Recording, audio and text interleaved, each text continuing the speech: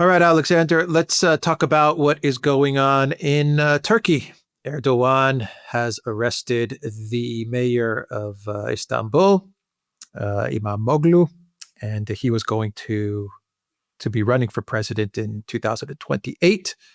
Many people believe that he would have won the elections, though we are talking about 3 years off, but still he's very popular.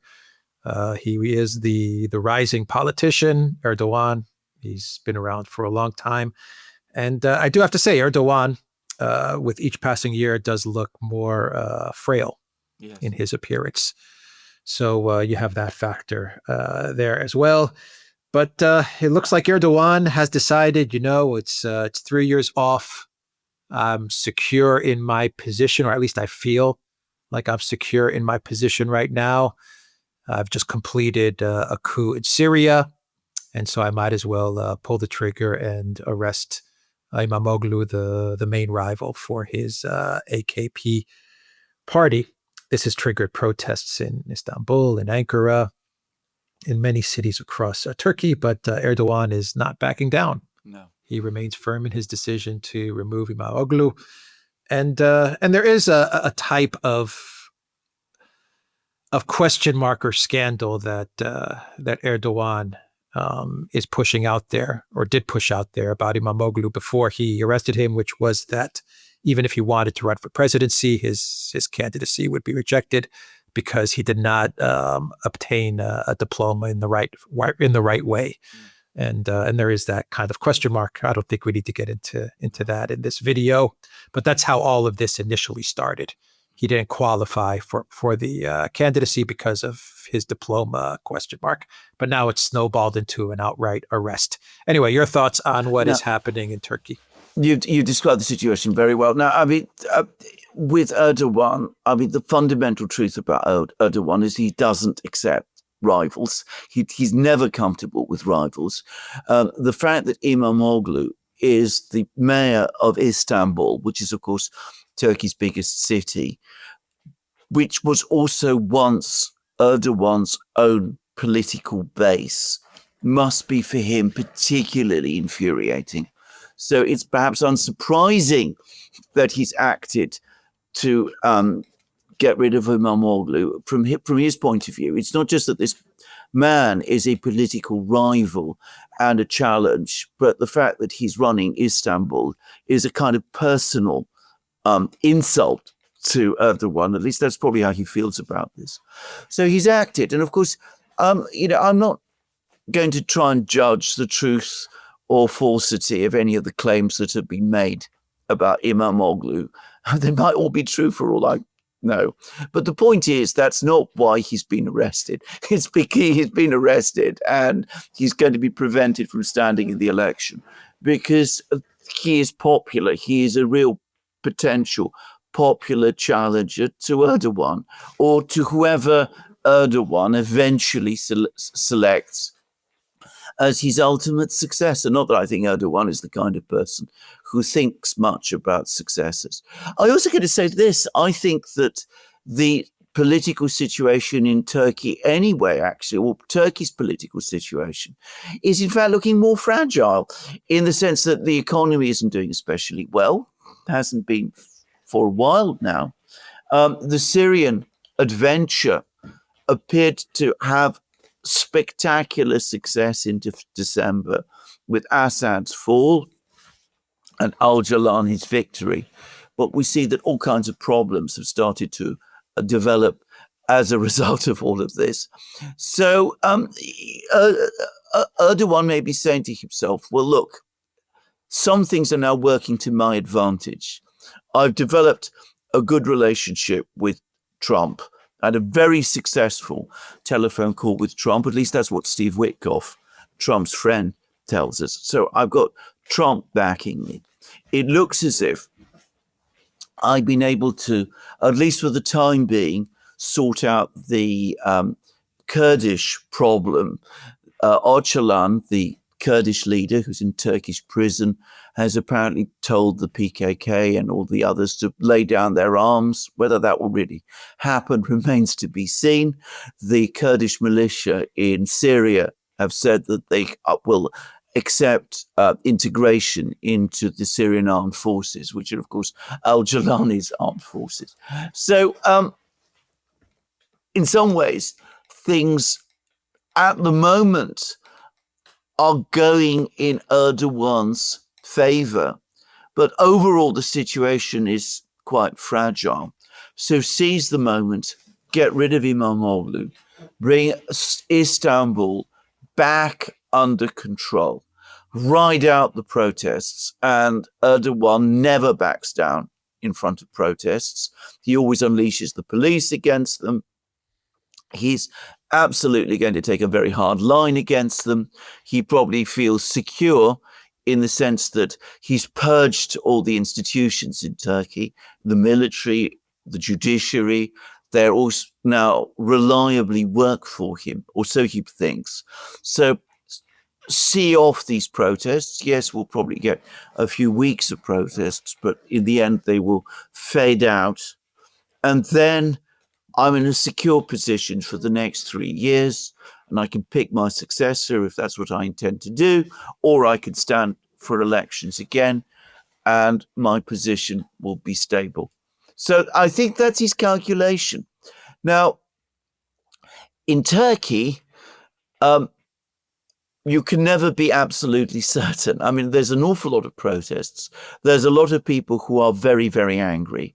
And I think there's a widespread sense now that, I think this sense has developed for a very long time, that Erdogan is somebody who, far from respecting the constitution or the legal system, basically has distorted it and makes it serve himself. So, I mean, within Turkish middle class, educated society, I think there's quite a lot of opposition to Erdogan now, probably more than there has been at other moments of his rule. But my own sense is that he still has a critical level of support within Turkey. I think he's probably right that despite the fragilities, things for the moment are looking a bit more stable for him. So he sees the moment, and I think this gamble probably will succeed. But one can never be completely sure. Yeah, well, we've been saying for years now. Everyone has been saying for years, this is it for Erdogan. Yeah. He's gone too far. He's messed things up now. He's on his way out. We even had a coup in 2016 as well, which failed. Yes. But he keeps on surviving. Yes. He survives and he thrives. Yes. And it does seem as if at the moment, outside of the European Union, he does have the support of the international community. Yes. I say that it's not only Russia, it's not only the United States, but it's also Russia. Yeah. That appears to be backing Erdogan. At least that's how it looks. Yes. The European Union has come out and said he's an authoritarian and he's overstepping. But this is coming from the European Union that has canceled elections in Romania. So no one really cares what the European Union thinks about when it comes to elections. They have no credibility. But they're the only ones, it seems, that are calling out Erdogan. Everyone else seems to be backing him. What are your thoughts there? Well, that's absolutely right. But can I just also say that I think if you're talking about Turkey itself, internal politics in Turkey, I think there's also a great deal of disenchantment and resentment towards the European Union there. And I think criticism of him coming from the Europeans has consistently worked to his advantage. Now, that's a fact which just, I would just mention. But I think you're absolutely right. I mean, at the moment, this is another reason, I think, why he's picked the moment to do this thing. He senses that international backing for him is strong. The Russians want good relations with him. They want Turkstream to keep functioning. They don't want him to open the Black Sea to NATO warships. They have a long-standing strong relationship with Turkey that they built up during the period of his rule. Not coincidentally, if you think this is a coincidence, then I have another of my bridges to sell you. Not coincidentally, Turkey has just announced today that they're on the verge of solving the problem with the use of Mir cards in Turkey. So, you know, he keeps the Russians on side. He keeps the Americans on side. He's managed to bring Turkey into a kind of associate relationship with the BRICS. He's friends with Trump. There really isn't a feeling around the world that anybody wants to see him go, because nobody knows what would take over in Turkey, who would take over in Turkey if he were to leave the scene. And everybody's worried that if he does go, it could open the possibilities of a major Turkish realignment, or perhaps even greater instability in Turkey, which nobody wants to see. So I think that in many places, in Moscow, for example, they don't perhaps particularly like Erdogan. If I could tell you for a fact that they don't. But he is the devil they know. He's the devil they've learned to work with, and they would prefer that he was there than that he was replaced by someone else. Yeah, and the EU would like him to go because a lot of people in the EU are very upset with Erdogan because he continuously extorts money from the European Union, billions and billions of euros every year, so that he can not unleash the migrants, the refugees that he's holding in Turkey and in northern Syria. Yes. So he always threatens the refugees, sending the refugees into the European Union, and the European Union pays him billions and billions every year in order to hold those people in Turkey. So they absolutely do not like Erdogan because of this. No. But you know, do the Europeans matter anymore? I think that's the question that you answered. So you think on balance he'll probably make it out of this crisis? Yes. Probably. Yes. I think so. I mean, Turkey has a history of political instability. I mean, you know, I've lived through it. You've lived through it. We've seen that happen. I mean, there was a major coup, for example, in 1980. There was a political crisis, almost a civil war in Turkey just before. And then there was a coup. And then there was all kinds of governments that came and went, and the military were in control. And then Erdogan came, and he stabilized the situation and concentrated power in himself. He is the only institution left in Turkey now. I mean, he personally. And I think that given that is so, given the way in which the entire Turkish system basically revolves around him, I think, and the fact that, as I said, there is still a strong political base in Turkey which supports him. I mean, the Islamic clergy still support him. I think he will be able to pull this off, and I think a lot of people in Turkey also are nervous of the instability that might come if he were to go. I mean, the thing to understand about Turkey is that it's a kind of quasi-monarchical, fairly authoritarian system, but it's not an outright dictatorship. I mean, you don't have the kind of, you know, constant arrests, terror, all that kind of thing that you might find in some other places. And the Turkish economy reels from one, you know, problem with inflation to another. The lira collapses and then it stabilizes and then it collapses again. Prices rise, but nonetheless, it still manages to keep ticking along and to keep going. So there aren't enough reasons to alienate his electoral base to the point where it would turn against him and would cause him critical problems. So I've been looking at the pictures of the protests in Istanbul and Ankara. My sense is that this is, again, the sort of more secular, affluent Turkish middle class, which has never been particularly keen on Erdogan. And I think that probably Erdogan will manage to get through this.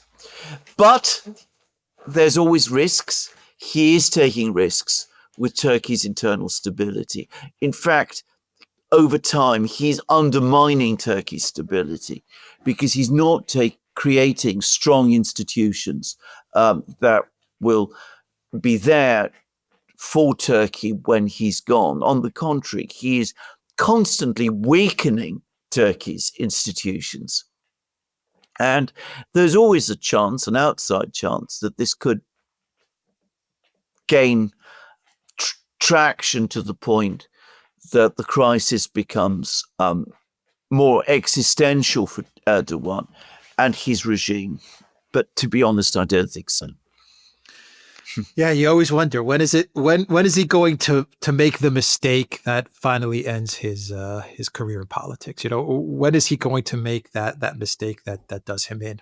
Well, he hasn't made it yet. He hasn't made it. Maybe this one might be it. I don't know. Maybe this one might be it. But what I would say is that Erdogan does have an understanding of Turkey and of its politics and of the feeling of its people, which no other political leader in Turkey in my lifetime has done. So he may do strange and unusual and wild and reckless things, sometimes in the way that he manages his international relations. But in Turkey, he has always consistently come out the winner. I mean, he understands Turkey and, the Turkish mind, I think, very well.